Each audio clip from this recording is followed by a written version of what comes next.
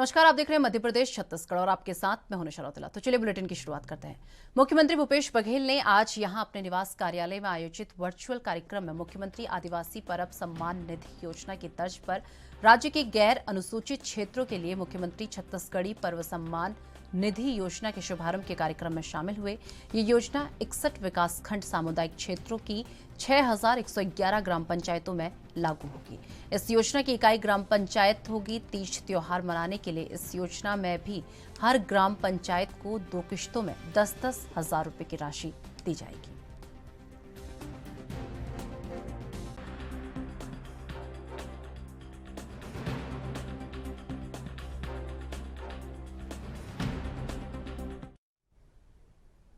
आगामी चुनाव को लेकर सभी पार्टियों की अटकलें तेज हो गई हैं और सभी पार्टी अपनी अपनी रणनीति बनाकर जनता के दिल में जगह बनाने में जुटी हुई है।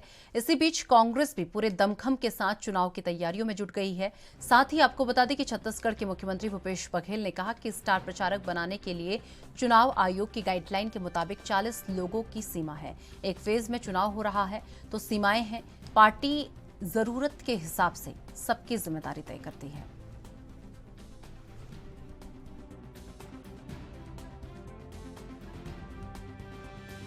देखिए, एक तो प्रजातांत्रिक लड़ाई है जिसको हम लोग लड़ रहे हैं, मसाल यात्राएं किए हैं, बहुत सारे आंदोलन कर रहे हैं। दूसरी तरफ जो न्यायालय, तो राहुल जी पहले ही क्लियर कर चुके हैं कि न्यायालय की जो लड़ाई है वो लीगल टीम है वो लड़ेगी, और दूसरा राजनीतिक लड़ाई है वो हम लोग लड़ेंगे।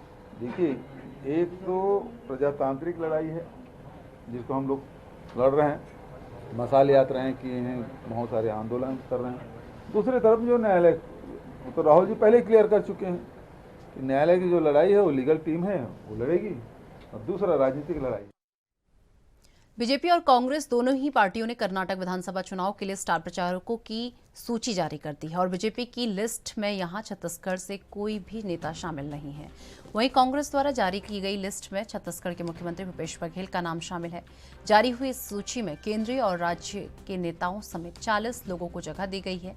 बीजेपी की सूची में जहां पहला नाम प्रधानमंत्री नरेंद्र मोदी का है, तो वहीं कांग्रेस सूची में सबसे पहले पार्टी के राष्ट्रीय अध्यक्ष मल्लिकार्जुन खड़गे का नाम है।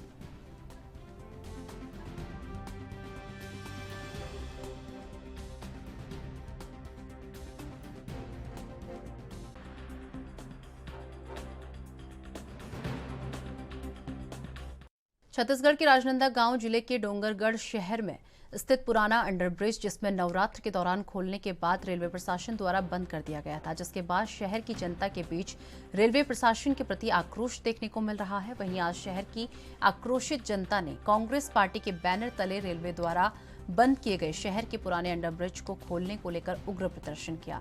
राजनांदगांव जिले के धर्मनगरी डोंगरगढ़ में स्थित पुराना अंडरब्रिज को पुनः खोलने को लेकर डोंगरगढ़ शहर में आज कांग्रेस के बैनर तले आक्रोशित शहरवासियों ने उग्र प्रदर्शन किया, जहां प्रदर्शनकारियों और पुलिस प्रशासन के बीच जमकर जूमा झटकी देखने को मिली। और इससे पहले प्रदर्शनकारी रेलवे स्टेशन के प्लेटफॉर्म में घुसने की कोशिश में थे, जिन्हें पुलिस द्वारा बलपूर्वक रोक दिया गया, जिसके बाद प्रदर्शनकारियों ने रेलवे प्रशासन और सांसद के खिलाफ जमकर नारेबाजी की। महीनों से हम लोग ये अंडरब्रिज जो है कालकापारा से परमालबाड़ा तक का उसके लिए हम लोग लगातार शासन प्रशासन को, रेलवे प्रशासन को हम लोग पत्रबाजी कर रहे हैं, लेकिन उनका कोई जवाब आता नहीं है। और ये आपको सबको पता है कि भाई इधर हमारा कालकापारा वार्ड तरफ 6, 7, 8, 9, 10, 11 नंबर वार्ड यहाँ पर पूरी निवास करती है, और ये पटरी के उस पार मार्केट है, हॉस्पिटल है, स्कूल है, इसमें आने जाने में बहुत परेशानी हो रही है, जिसको लेकर आज हम लोगों ने ये धरना और प्रदर्शन का यहाँ पर कार्यक्रम रखा और एक रेलवे प्रशासन को जगाने का, आगाह करने का ये अवसर मिला। और आज भारी मात्रा में यहाँ पर पूरे इस वार्ड के वासी माताएं बहनें यहाँ पर उपस्थित हुई और हम लोगों ने ज्ञापन दिया है। रेलवे प्रशासन ने पॉजिटिव रिपोर्ट 2 दिन में बना के भेजने का आश्वासन आज दिया है।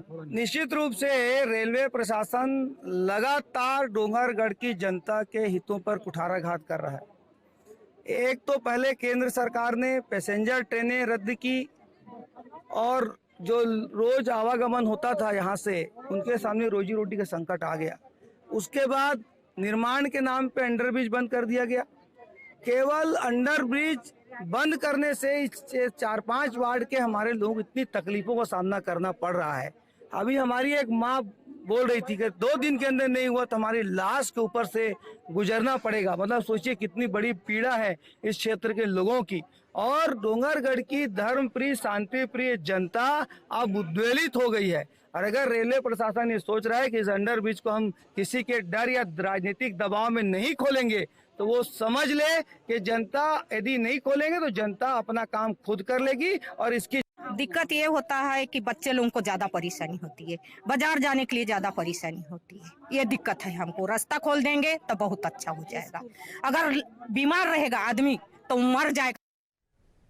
बलरामपुर जिले के वन परिक्षेत्र वाड्रफ नगर में हरे भरे पेड़ों को अवैध तरीके से काटा जा रहा है, जहां आंवले के सैकड़ों की संख्या में पौधे काटे गए और वन विभाग कार्रवाई के नाम पर आश्वासन दे रही है। मामला वन परिक्षेत्र वाड्रफ नगर लोधी पी 660 का है, जहां अवैध तरीके से आंवले के पौधे की कटाई चरम सीमा पर है, लेकिन फॉरेस्ट विभाग अभी तक कार्रवाई करने से कोसों दूर है। मशीनों का सहारा लेकर कटाई की जा रही है, जहां आंवले के हरे भरे पौधों की कटाई सैकड़ों की संख्या में रोजाना हो रही है और वन विभाग इस पर कोई कार्रवाई नहीं कर पा रही है। प्रतिदिन हरे भरे पेड़ों की सैकड़ों की संख्या में काटकर लकड़ी तस्कर फरार हो जा रहे हैं और वन विभाग को स्थानीय लोगों के द्वारा लगातार सूचना देने के बाद भी कोई कार्रवाई नहीं की जा रही है। इससे साफ जाहिर होता है कि वन विभाग के कुछ कर्मचारी भी इसमें मिले हुए हैं।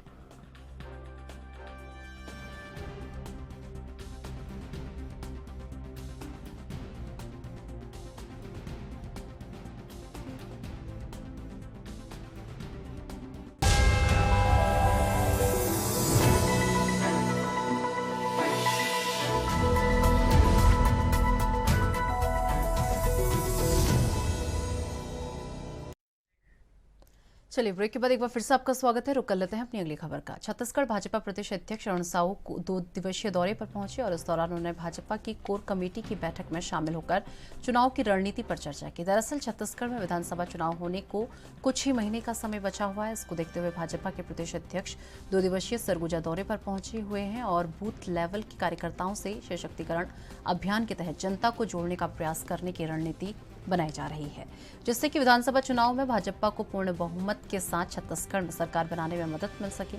वहीं इस दौरान उन्होंने कहा कि 2018 के बाद से छत्तीसगढ़ में विकास की रफ्तार थम सी गई है। जहां 2018 से पहले प्रधानमंत्री आवास से लेकर केंद्र सरकार की अन्य योजनाओं का लाभ मिल रहा था, लेकिन अब जो जल जीवन मिशन में धीमी गति और भ्रष्टाचार को देखने को मिल रहा है, वहीं गरीब परिवारों को प्रधानमंत्री आवास से भी वंचित किया जा रहा है। साथ ही प्रदेश में चावल घोटाले जैसे मामले भी सामने आ रहे हैं।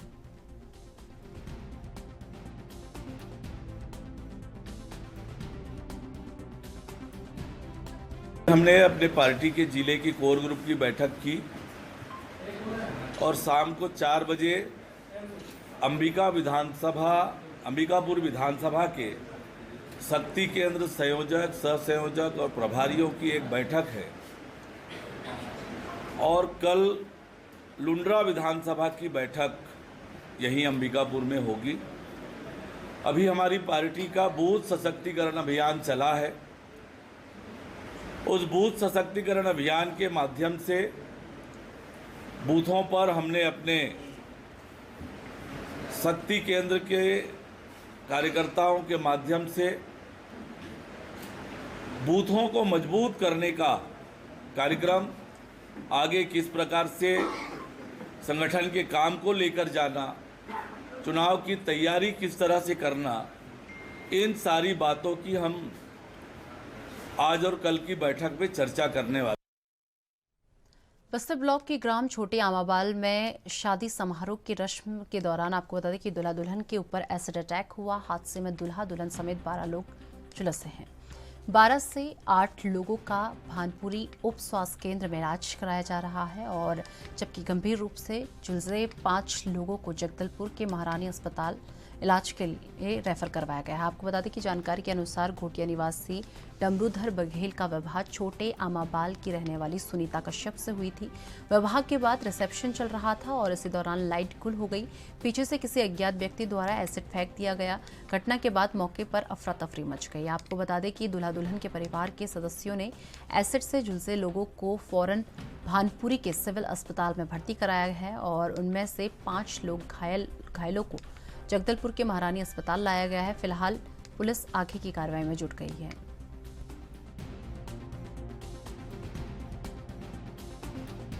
थाना भानपुरी क्षेत्र में एक गांव है छोटे आमाबाल, वहां पर घोटिया क्षेत्र के एक युवक और उसी गांव छोटे आमाबाल की युवती दोनों की शादी का समारोह आयोजित था और इस शादी समारोह के दौरान लाइट नहीं थी और इसी दौरान किसी अज्ञात व्यक्ति द्वारा एक एसिड जैसे पदार्थ से जो युवक और युवती हैं दोनों पर उसका को छिड़क के और वहाँ मौके से फरार हो गया है। इस पूरे घटनाक्रम पे अभी थाना भानपुरी में अपराध पंजीबद्ध करके उसकी विवेचना की जा रही है और साथ ही सभी जो भी पहलू हैं उस पर जांच करके आरोपी की पता तलाश की जा रही है। प्रथम दृष्टया कुछ विवाद या फिर कोई प्रेम प्रसंग का मामला है, कुछ जानकारी अभी बहुत प्रिलिमिनरी स्टेज में है, सभी पहलुओं पर हम जांच कर रहे हैं और यथाशीघ्र उसका कारण भी समझ में आएगा। इसमें जो इनकी शादी थी वो युवक युवती और साथ ही जो समारोह में शामिल थे उसमें से। छत्तीसगढ़ में दंतेवाड़ा बीजापुर जिले के सरहद पर आईईडी ब्लास्ट की चपेट में आने से एक जवान घायल हो गया।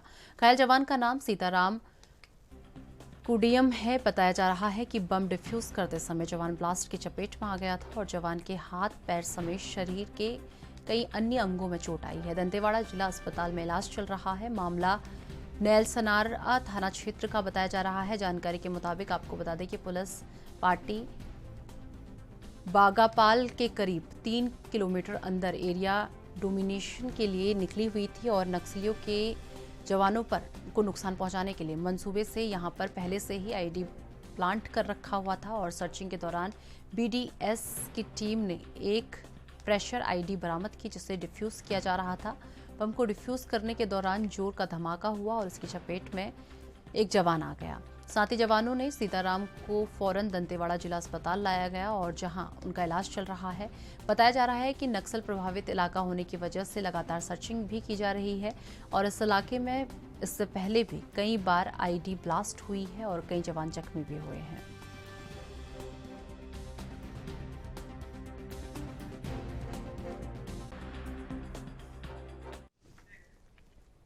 छत्तीसगढ़ के बालोद जिले में कलेक्टर कुलदीप शर्मा ने राज्य सरकार की विशेष प्राथमिकता वाले सामाजिक आर्थिक सर्वेक्षण कार्य के अंतर्गत बालोद जिले में सर्वे हेतु शेष रह गए परिवारों का शीघ्र सर्वेक्षण कराने के निर्देश दिए हैं। उन्होंने अधिकारियों को निर्देश देते हुए कहा कि जिले का कोई भी परिवार सर्वे के लिए शेष नहीं होना चाहिए। सर्वेक्षण कार्य में जुड़े सभी अधिकारी कर्मचारी की मेहनत स्वरूप 16 दिवस के भीतर सामाजिक आर्थिक सर्वेक्षण कार्य के 100% लक्ष्य को पूरा करने वाला राज्य का पहला जिला बनने का गौरव प्राप्त हुआ और इन बातों को सुनकर सर्वे कार्य में लग गए अधिकारी कर्मचारियों का उत्साह देखते ही बन रहा था।